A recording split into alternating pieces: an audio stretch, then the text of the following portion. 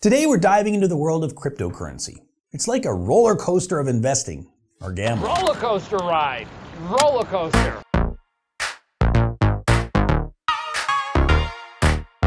Let us begin. Let's start with the basics. What is cryptocurrency?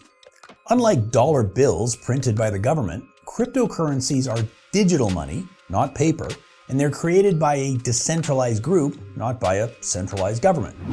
The oldest and largest cryptocurrency is Bitcoin, which was created in 2009 by Satoshi Nakamoto, who was a person or a group of people, we don't really know who it was.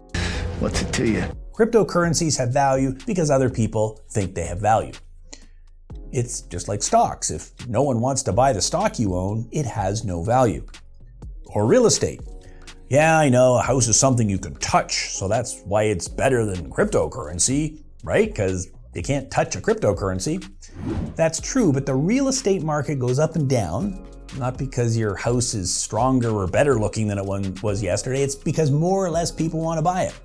Value is determined by the market, whether it's stocks, real estate, or crypto. What's that? No. Now I get it. Crypto is easy. You download an app on your phone, do a quick e-transfer, or punch in your credit card number, and boom! You can instantly buy any one of 100 cryptos. Your friend bought that meme coin for 1 cent and it went up to $1 and he made lots of money, and you also want to make lots of money, so you want in. But don't you also know a guy who knows a guy who bought a lottery ticket and he won? Does that mean buying lottery tickets is a good investment strategy? Getting lucky is not the same as making a smart investment. Bitcoin is going to the moon, or this coin will instantly make you a millionaire. Sound familiar? Yeah, I've heard it too. This is the crypto hype, and it comes in cycles.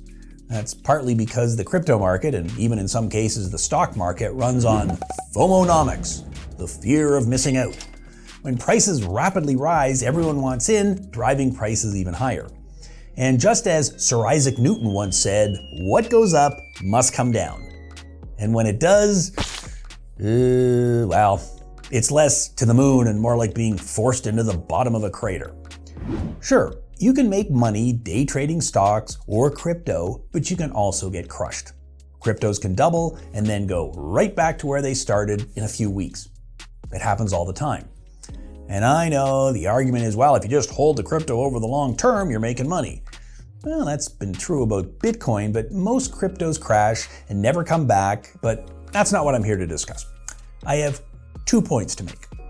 First, before you make any investment, you should understand the investment and know the risks. I don't care if you're buying stocks, real estate, or crypto, you should understand how it works and you should understand the risks. If you can't explain the investment to a 10-year-old in a few short sentences, you probably don't understand it. Yeah, what he said. My second point. If you're using debt to invest, you're taking on a lot more risk. If you saved up $1 million and bought a house, and it goes down in value by 10% and you sell it, well, you've lost $100,000. That sucks, but you still own a house or have cash of $900,000. But if you buy a house for $1 million and you only have a 5% down payment and get a mortgage for the rest, and the house goes down by 10% and you sell it, you're wiped out. You are $50,000 in the hole. You may need to go bankrupt. That's the difference between using your own money and using debt to invest or gamble. Debt is very risky. And here is where it gets even more dangerous. You see prices going down. You know if you sell, you lose money. So what do? Well, you double down. I'll buy more while the price is low. Well, that may be a good strategy, but if you don't have the cash set aside, you may decide to borrow to buy more on credit cards, a personal loan, or home equity, or maybe all of them, hoping to turn a big profit when prices bounce back up. What if prices continue to fall or simply don't bounce back up in time? You are still on the hook for the loans you took out. You may be forced to sell at an even bigger loss to get some money to make payments on your debt. It's like jumping into a taxi with no brakes, handing over your credit card and saying, just drive. The meter keeps running long after the thrill of the ride is gone. Not an ideal place to be, is it? Oh, but ideally, dog, ideally. No, no, no, no, no! But if you still want to dip your toes in the crypto waters or the stock market, here's how to avoid drowning. First, do your own research. The conventional wisdom is that it takes 10,000 hours to master a skill. How many hours have you spent reading the Bitcoin white paper, reading books and blogs, and watching videos from experts, not just some random dude who started his YouTube channel last month?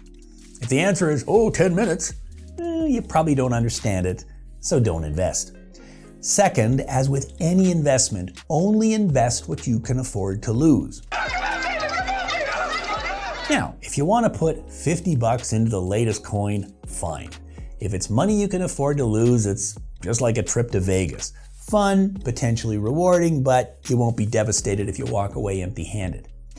Third, and most importantly, don't borrow to speculate. It's bad enough losing the $100 you have in your savings account, but if you use your credit card and lose, now you've got debt payments and interest and nothing to show for it. Do your research. A lot of it. Don't use excessive debt. Again, I repeat, don't use excessive debt to invest. It's your money, so be very careful. Ultimately, the decision is up to you. And if you've already got caught with losing investments and a lot of debt, give us a call. We'll help you figure out a plan to deal with the debt.